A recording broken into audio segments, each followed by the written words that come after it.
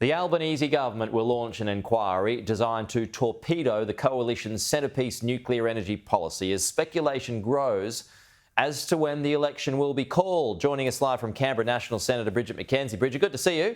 So how do you feel, first of all, about this nuclear inquiry? Look, this nuclear inquiry will be a great platform for those of us that see net zero nuclear being part of our solution to net zero by 2050.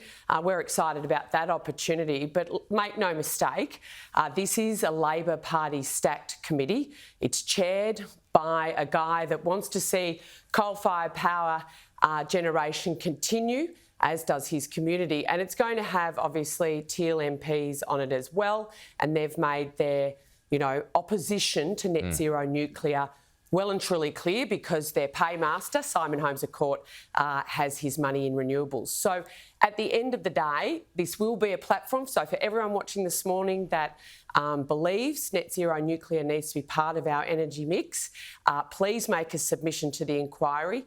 I think the Labor Party, obviously, this is going to be their summer homework. So it is going to be a bit of a political fight, but I think the facts are with us. Yeah. And that is, social economic truths are in net zero nuclear. So, I mean, is this going to mean that you're going to have to get all your ducks in a row before this inquiry comes to pass, i.e. costings, etc.? Well, typically, Peter, as you know, in these types of inquiries, experts from all around the globe can actually be called to give evidence. So there will be evidence about the benefits of nuclear, the fact that the globe needs to triple nuclear energy production if the globe is to get to net zero by 2050, and the fact that we have the second largest deposits of uranium in our own backyard. Sure. And the only thing stopping us adopting this is lifting the moratorium. The moratorium on it. So I think it's a great platform.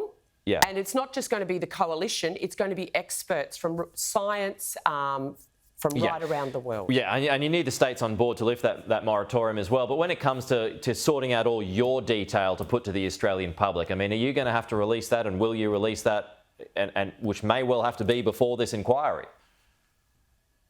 Well, this isn't an inquiry into the coalition's platform going into the next election. This is an inquiry into nuclear power generation here onshore in Australia. So I'm assuming if this is going to be a genuine inquiry and not a Labor stacked inquiry, that we'll be hearing about the benefits of AUKUS, etc. And so I could write what I think the majority report would be right now. It'll be Labor Party talking points, but it's also a platform, if it's going to be fair, for those of us that want to see net zero nuclear to actually have our say as well. All right. When do you suspect the election will be? I think this poor government has been trying to change the conversation all week here in Canberra. They've been floating balloons left, right and centre to take away from their weak and inept response to the multitude of challenges that are facing our country at the moment. And this is the latest one. Let's talk about the date of the election. Saves us actually having to talk this morning about how pathetic they've been this week in Canberra. So, I think it's pretty clear. All the political commentators here in the Fourth Estate, in the press gallery, are pointing to a mid-May election. The calendar released yesterday would suggest that as well. But as you and I know, anything can happen in politics. Sure. I think this is just another attempt by the government to stop being having to talk about how poor their response has been to the Middle East, to the economy and stuff. And the issues that it's got